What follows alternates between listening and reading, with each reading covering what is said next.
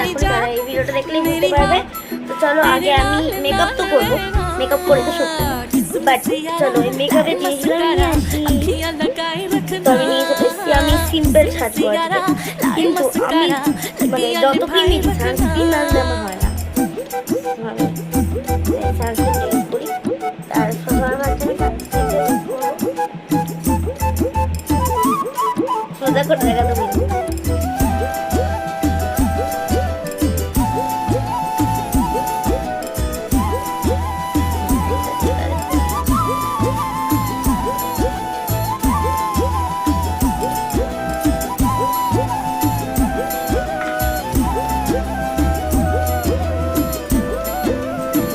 Cream মাখার আমার ধৈর্য কোনোদিন থাকে না, ক্রিম মাখা ধৈর্য আমার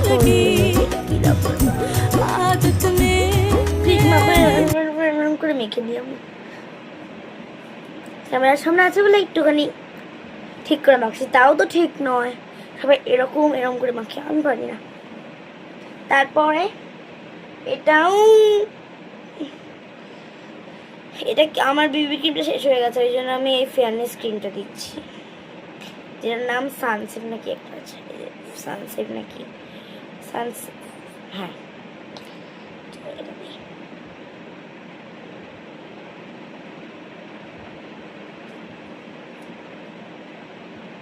এটা বেশি দিতে হবে না, গলা এটুকু দিদি ব্যাস। চলো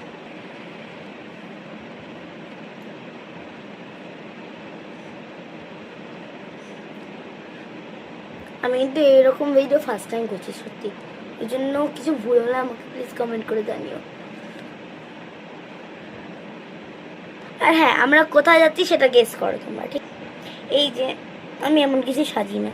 তারপরে আমার মেন জিনিস যেটা লিপস্টিক, বাট আমি ক্যামেরার সামনে লিপস্টিক কোনোদিন দিতে পারি না, তো আমি দিয়ে আসছি লিপস্টিক। চলো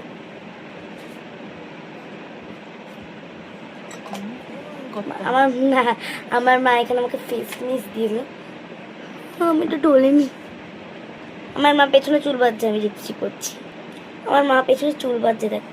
আমার মাকেও কিন্তু খারাপ দেখতে নয়, বাট আমার মা কোনোদিন ভিডিওতে আসে না, তো ওই জন্য দেখতে পারো না তোমরা। লাস্টে তোমাদের ড্রেসটা দেখাবো, ঠিক আছে?